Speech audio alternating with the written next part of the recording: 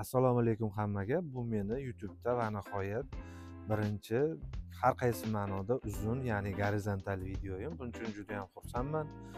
Avvalo sizlar bilan tanishib, salomlashganimdan xursandman, chunki sababini hozir tushuntirib berishga harakat qilaman.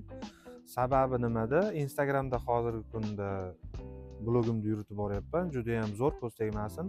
Obunachilar yaqin 5000 taga yetib qoldi. Nimaga salomlashish, tanishishni nazarda tutdim. Instagramdagi obunachilarimga hurmat saqlagan holda aytaman. Sababi shundaki, Instagram o'ta dinamik ishlaydi. Odamning diqqatini ushlab qolishingiz juda ham qiyin. Har xil huklarda ishlatasiz. Umuman YouTube'da bu ozgina boshqacha ishlaydi. Hech kim hech yoqqa shoshmaydi. Bu juda zo'r. O'zi asosiy maqsadim ham shu YouTube yurg'izish, lekin Instagram ham hozirgi kunda endi nima desam bo'ladi, O'zbekistonda butun dunyoda ham desa bo'ladi. Shu bilan birga O'zbekistonda hozirgi kunda eng rivojlanib keladigan bir video hosting desakmi yo platforma desak bo'laveradi. Ikkalasini ham birdaniga olib ketishga harakat qilaman, lekin YouTube'da baribir mukammalroq mavzu ishlash kerak. Bu juda qiyinroq bo'ladi, lekin harakat qilaman. Nimaga asosiy maqsadim YouTube dedim? Chunki kelajak xohlaymizmi, xohlamaymizmi, YouTube qo'lida televideniya yo'q bo'lib ketadi deya olmayman-ku. YouTube baribir televizorda o'rnini egallasa kerak deb o'ylayman kelajakda. Chunki hozir butun pokoleniya yosh avlod o'sib boryapti. Ular menimcha televizor ko'rmaydi. Ko'rsa ham juda kam foiz.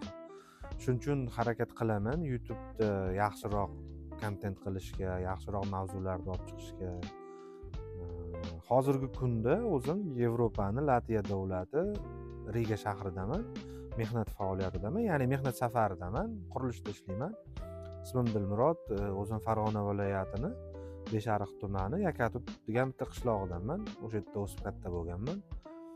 O'zi meni umuman maqsadim odamlar bilan suhbat qilib, nima desam bo'ladi, uni internetga joylash, offlayn suhbatni onlaynga olib chiqish, ya'ni odamlar bilan fikr almashish.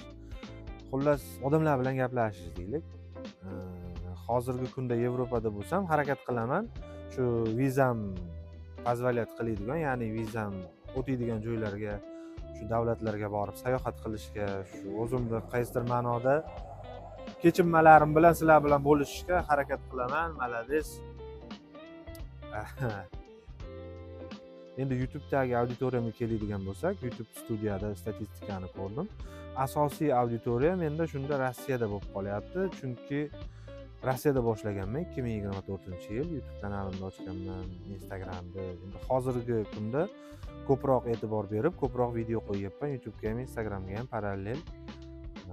Afsuski hozirgi kunda Rossiyada nafaqat YouTube, hamma shu video hosting, video platformalarida ahvol yaxshi emas, bloklangan, ochiqdan ochiq. Endi VPN ishlatib juda ko'pchilik menimcha kirmaydi.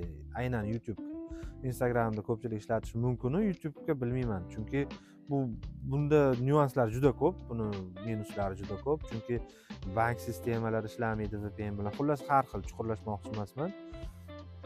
Shuncha so'rab qolgan bo'lardim. Meni qaysi davlatdan ko'rib turgan bo'lsangiz ham menga obuna bo'lib qo'yishingizni harakat qilaman. Foydali, qiziqarli, bir manfaatli video joylashga. Adashmasam bir 70%, 60% odam videolarda shu shortslarimda deylik, hali men to'liq video qo'yganim yo'q. Shortslarimda podpiska bo'lmasa, ya'ni obuna bo'lmasdan ko'rar ekan, obuna bo'lib qo'yinglar. Chunki bu juda ham katta bir nimasam bo'ladi, motivatsiya beradi. Sababi video qilish endi to'g'risi bu kimgadir erish tuyulishi mumkin. Juda ham qiyin ishdan chiqib video olish. Hozir ham mana soat 12 dan o'tdi, video olyapman. Sababi endi shahar tinchlangan. Menda hozir studiya yo'q. Latviyada hali studiya topmadim. Endi harakat qilaman studiya topib, studiyada yozishga. Endi hozircha bu birinchi kirish desam ham bo'laveradi. Kirish, tanish videoyim bo'ldi. Obuna bo'lib qo'yinglar. Hammaga rahmat.